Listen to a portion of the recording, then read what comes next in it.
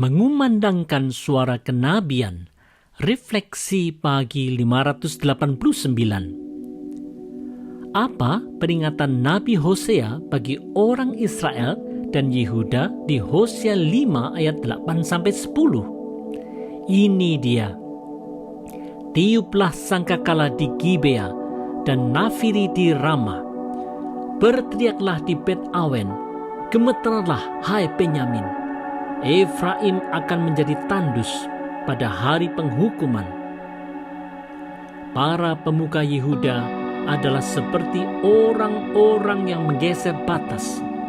Ke atas mereka akan kucurahkan gemasku seperti air. Saudara-saudara, peringatan Hosea adalah seperti sangkakala tanduk domba, nafiri, serta teriakan tanda bahaya. Tanda bahaya yang berbunyi di daerah perbatasan Israel dan Yehuda, yaitu di Gibea, Rama, dan Bet Awen itu menunjukkan bahwa hukuman Tuhan atas kejahatan orang Israel dan Yehuda telah dekat. Dosa pastilah mendatangkan hukuman Tuhan. Saudara-saudara, firman Tuhan yang disampaikan melalui berbagai sarana adalah seperti sangkakala atau nafiri yang memperingatkan orang akan kehendak Tuhan. Inilah fungsi suara kenabian umat Tuhan di Indonesia. Tidaklah benar bila firman Tuhan hanya dipakai untuk menina-bobokkan orang percaya dalam suatu formalitas ritual Kristiani.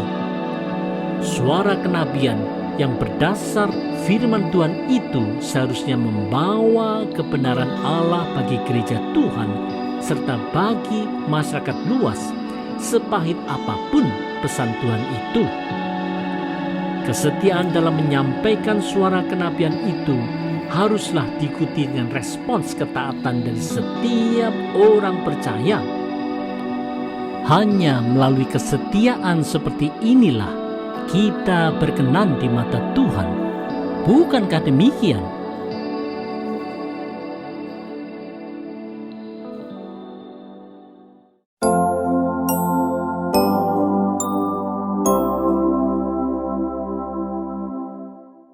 Seperti ngengat dan belatung, refleksi pagi 590. Mengapa kerajaan Israel dan kerajaan Yehuda dihukum Tuhan?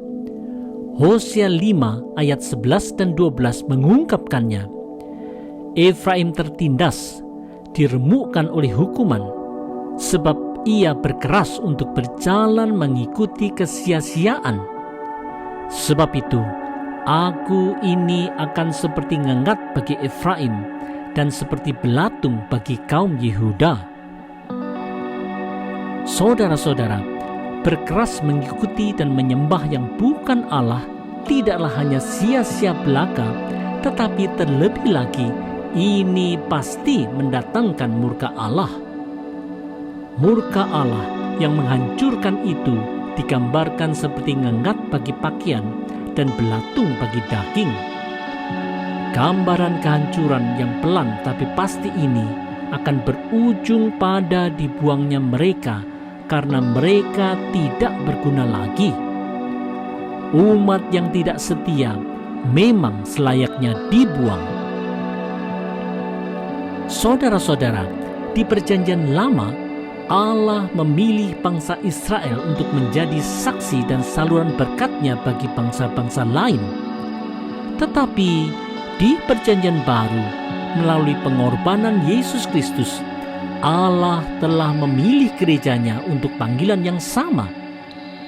Yang menjadi pertanyaan adalah, kalau dulu bangsa Israel tidak setia pada perjanjian Allah, setiakah gereja Tuhan di Indonesia sekarang ini untuk memenuhi panggilannya? Apakah umat percaya hanya menyembah Allah di dalam Yesus Kristus saja? Tidakkah ada saja orang Kristen yang menjadikan uang, jabatan, gengsi, ambisi, dan ilah lainnya sebagai sembahan mereka? Marilah kita mawas diri dan bertobat, karena bila tidak, jangan-jangan murka Tuhan akan melanda kita juga.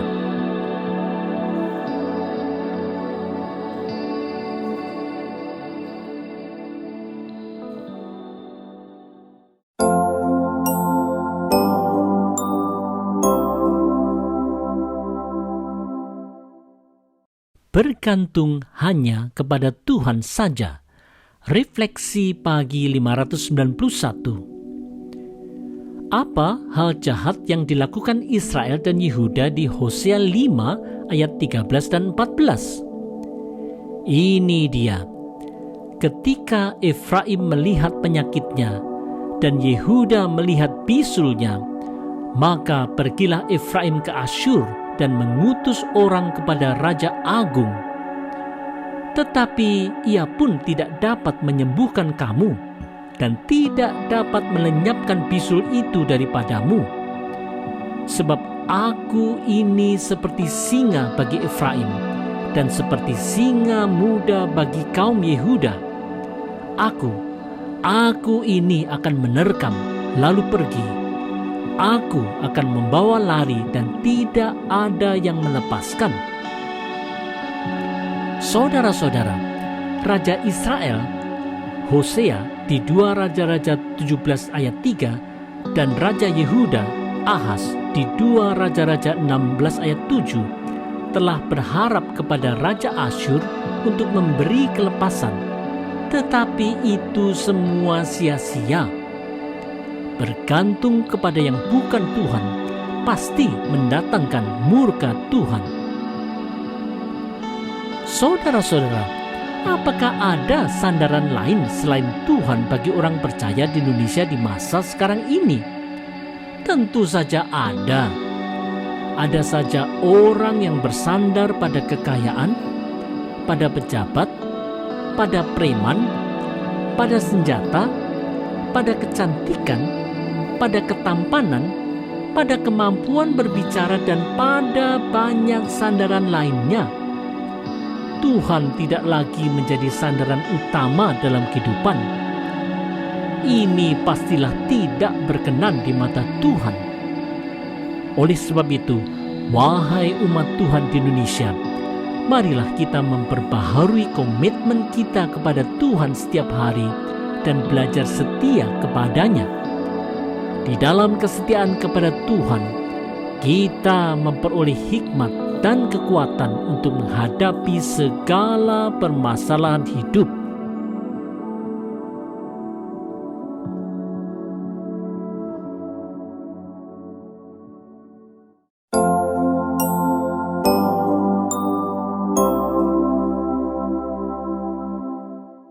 Kerinduan untuk pertobatan. Refleksi pagi 592. Apa kerinduan Tuhan bagi orang Israel dan Yehuda di Hosea 5 ayat 15 sampai 6 ayat 1? Ini kerinduannya. Aku akan pergi pulang ke tempatku sampai mereka mengaku bersalah dan mencari wajahku. Dalam kesesakannya mereka akan merindukan aku. Mari kita akan berbalik kepada Tuhan, sebab Dialah yang telah menerkam dan yang akan menyembuhkan kita, yang telah memukul dan yang akan membalut kita. Saudara-saudara, walaupun Tuhan murka atas dosa bangsa Israel, tetapi Tuhan rindu supaya umatnya datang kembali kepadanya dalam pertobatan yang sungguh-sungguh. Hanya melalui jalan pertobatan sajalah anugerah pengampunan dari Tuhan akan dicurahkan. Tanpa pertobatan pasti tidak ada pengampunan. Saudara-saudara, kerinduan Allah untuk manusia berdosa datang kepadanya dalam pertobatan tidaklah berubah dari dulu sampai sekarang. Karena kasih-Nya yang begitu besar kepada dunia ini, maka Allah telah mengutus Yesus Kristus untuk menebus dosa manusia.